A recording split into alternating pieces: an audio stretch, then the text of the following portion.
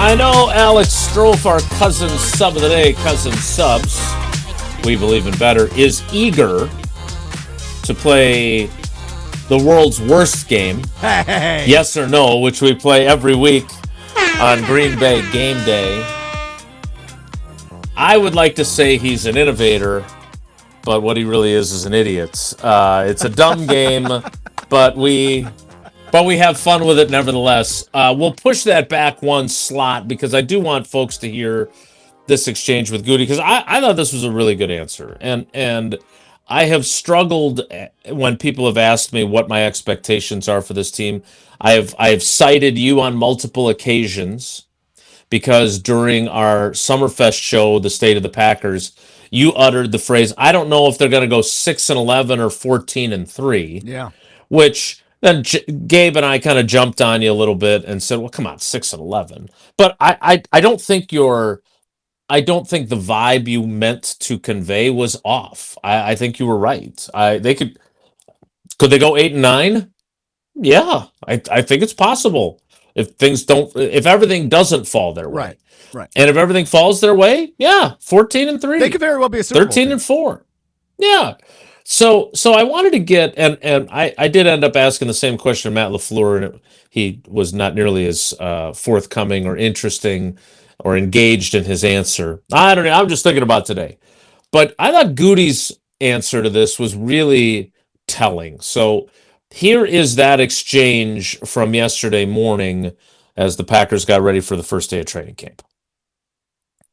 Goody, I know you're not going to stand up there up out your chest and say we got a Super Bowl team. It's not your style. Practice one, right, Jason? Right. Right. Yep. But you had a pretty damn good football team, 9-3-1, when you lost Tucker and you lost Jaden for a while. When you kind of look at the 30,000-foot view, what kind of team do you think you have? And everything's got to go your way, all that other stuff. But what kind of team do you think you have on day one? Yeah, I think I've spoken of this before. I really like our group of guys. I like the individual components and the talent that we have, and I think what they're capable of is all the things that we want to accomplish. Teams win championships, individuals don't, and they got to come together. Health obviously is a big part of that. But they got to come together, and they got to do a lot of the things that maybe we didn't do at the end of the year, finishing games, situational football. They got to come together and be really good in those areas. That takes time, takes work. You got to have some lucky bounces along the way as well with health and different things. But I really like the group. Roster building's 365. Like I said, what our team is right now, what it'll be game 1, what it'll be game 8, and so forth. We'll see. But I like the group. I like the way they work. They're good guys that approach it the right way. I like our locker room. So again, we're in practice 1, and I'll not to go Ted Thompson, but hopefully we can get out of it without anything. And but I'm excited you're excited to see what they can do. But there's a lot of work ahead. Alex Strouf, other than the fact that he used a Jerry Krause-ism, which, if you recall, during the time that Aaron Rodgers was pissed and The Last Dance was playing on ESPN, there were folks that nicknamed him Gutekunst. But that is a Jerry Krause-ism. Teams win championships, not individuals. That's something that Michael Jordan did not really appreciate him saying, by the way. Other than that, your thoughts on his answer? I guess that's what I expected him to say, right? He's the one that puts together the players on the roster. He's the one that ultimately agrees to sign guys to contract extensions, which they've done a whole heck of a lot of this offseason, right? We've spent time talking about Jaden Reed and Christian Watson and Devontae Wyatt and soon-to-be Tucker Kraft, which I know he spoke about yesterday. This is a good team.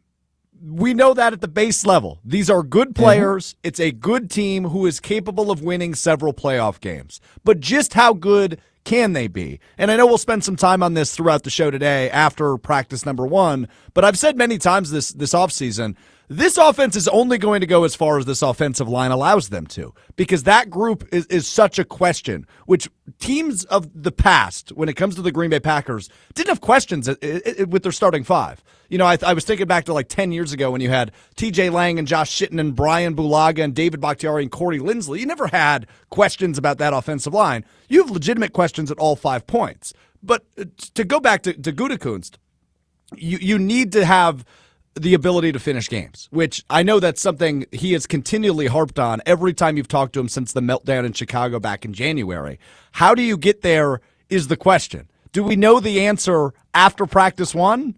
I don't think we do. I don't think we'll know that answer until we see them play to win games rather than play not to lose, which I think is what we saw quite a bit of last year. I think that's complete crap, and I will explain why I think that coming up. Sorry, Strouf. I was trying to be stir the pot. What phrase am I looking for there? Irreverent. I actually don't think it's crap, but I do disagree with it vehemently, Sure. and I'll explain Sure. why coming up. I would also say this. I think there are a lot of fans, and look, they may not be nearly as good as we think they're capable of being. I don't think I'm I am not penciling them into the Super Bowl by any means. I think there's capability there of that. I have said multiple times, and you've heard me say it, that I think they're still a year away from that. When they're going to remake their corner group, they're going to have better depth. They got all these picks next year. I think 2027 wager down. That's when I would wager on them going to a Super Bowl. But I see a path there. I am not saying they're the favorite, but I do think there are folks that think they're not very good because of the way the season ended, because they don't like the coach, whatever other reasons. And that I don't see either. The finishing thing I want to get into next though, because I'm taking issue with how this has become such a prevalent narrative. I will explain why I disagree with it. And someday during this show, we will play yes or no as well. With Alex Strouf as our cousin sub of the day, it's Wilde and Alex. Stick around.